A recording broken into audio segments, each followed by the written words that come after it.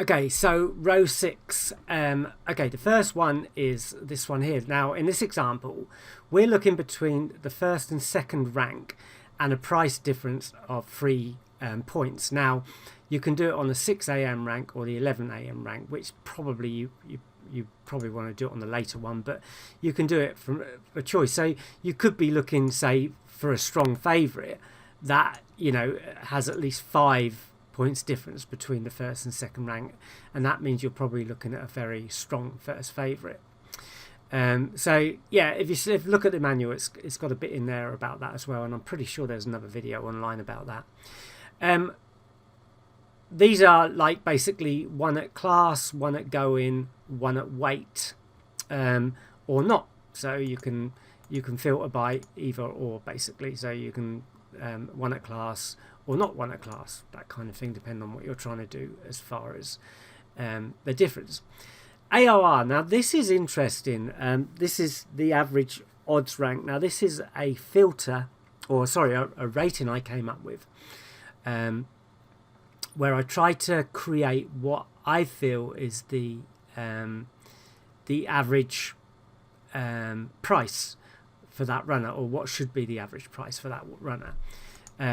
So basically this says the price is higher than what the average should be, or lower, depending on which way you want to have a look at it. So it's kind of based on a rating of pricing and whether it's higher or lower than that rating for the runner. So if you're looking for value, you'd probably want to look at runners that have a price maybe again at 11 o'clock. I need to extend that to other times now as well, but you might want to look at only runners that have a better value of 1 at least.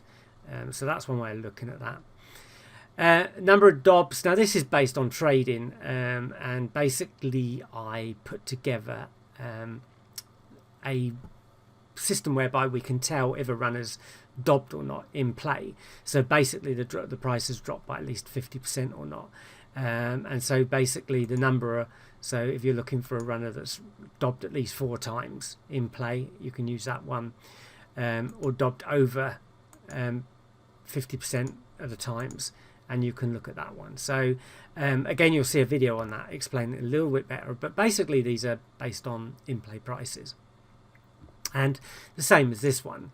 So number of records, how often, and by what percent.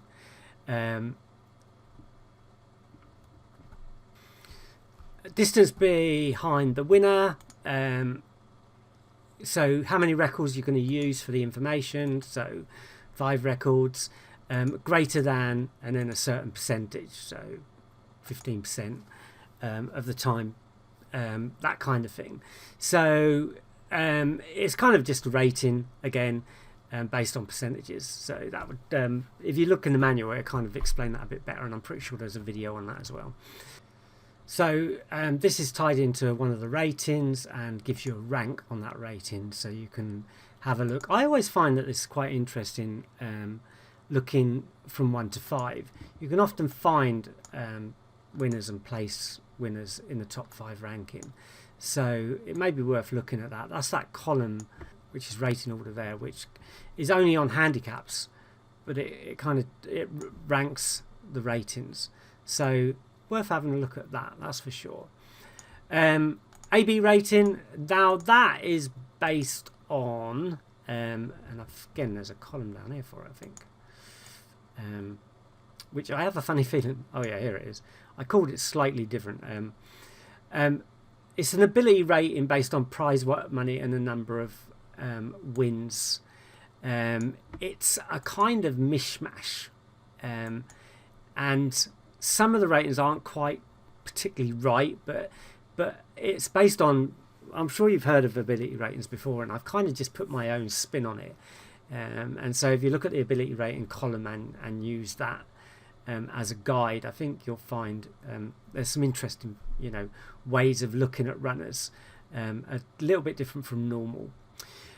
Trainers, obviously trainers, you can select trainers. There are a lot of trainers in there, and obviously that basically is all the trainer names, within the last few years, I'm trying to cut down to trainers within a certain time period because it's just too many of them. But anyway, you can select by just clicking. If you hold the shift and select, you can click multiple ones, or if you hold the control, you can just pick odd ones. Okay, so there's a lot of ways of doing that, but basically, yeah. And there's obviously a training button trainers button where it shows profitability of trainers, and you can select just today's trainers or not trainers. So if you don't like particular trainers, you can keep them out. So that kind of wraps up that. You will find videos for a lot of this information just by doing a search like here, PR ratings, average odds rating, and you can see there's a video on it in YouTube. And don't forget to go to the channel and you'll find them there as well. Okay, thanks. I'll see you next video. Bye bye.